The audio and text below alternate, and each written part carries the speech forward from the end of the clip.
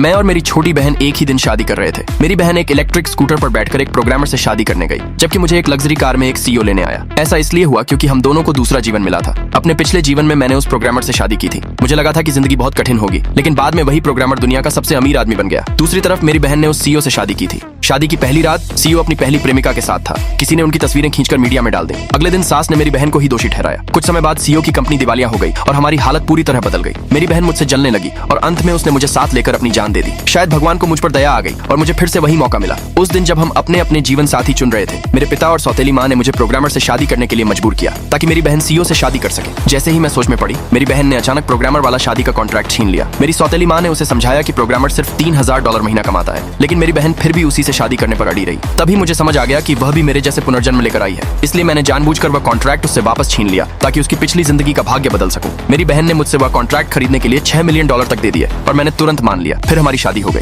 मेरी बहन को लगा कि मुझे भी सीईओ छोड़ देगा, लेकिन मुझे अपने पिछले जीवन की याद थी। मुझे पता था कि सीईओ की पहली प्रेमिका अचानक बीमार पड़ जाएगी, इसलिए मैंने पहले ही डॉक्टर का इंतजाम कर दिया, जिससे सीईओ मेरे पास ही रहा। वहीं दूसरी तरफ मेरी बहन अपने पति के साथ संबंध बनाना चाहती थी, लेकिन वह प्रोग्रामर अब भी मुझसे प्यार करता था और उसने मेरी बहन से दूरी बनाए रखी। इससे वह बहुत गुस्से में आ गई। अगली सुबह जब उसने अपनी सास को चाय दी तो उसे सिर्फ एक $100 मिले, लेकिन उसे याद था कि पिछले जीवन में उसे कुछ भी नहीं मिला था, बल्कि उसे डांट पड़ी थी। उसे लगा कि मुझे भी डांट पड़ रही होगी, लेकिन असल में मेरी सास मुझसे खुश थी। उन्होंने मुझे महंगा जेड का कंगन दिया और मेरी तारीफ की। कुछ समय बाद हम अपने माता पिता से मिलने गए। मेरी बहन और उसका पति पहले पहुंच गए, लेकिन उनके लाए हुए गिफ्ट देखकर मेरे माता पिता खुश नहीं हुए। मेरी बहन को पूरा यकीन था कि मैं नहीं आऊंगी, लेकिन तभी मैं सीधे घर में दाखिल हुई। मुझे खाली हाथ देखकर वह जोर से हंसने लगी और मेरा मजाक उड़ाने लगी कि मुझे सीईओ ने छोड़ दिया है। उसने यहाँ तक कह दिया कि मेरा कंगन नकली है और उसे तोड़ने की कोशिश की। गुस्से में मैंने उसे थप्पड़ मार दिया। ये देखकर मेरी सौतेली माँ ने मुझ पर आरोप लगाया और मेरे पिता ने भी मुझे डांटा। तभी मेरी बहन मुझे सबक सिखाने के लिए आगे बढ़ी। उसी वक्त मेरा पति वहां पहुंच गया। अगले भाग के लिए नीचे कमेंट में यस लिखे।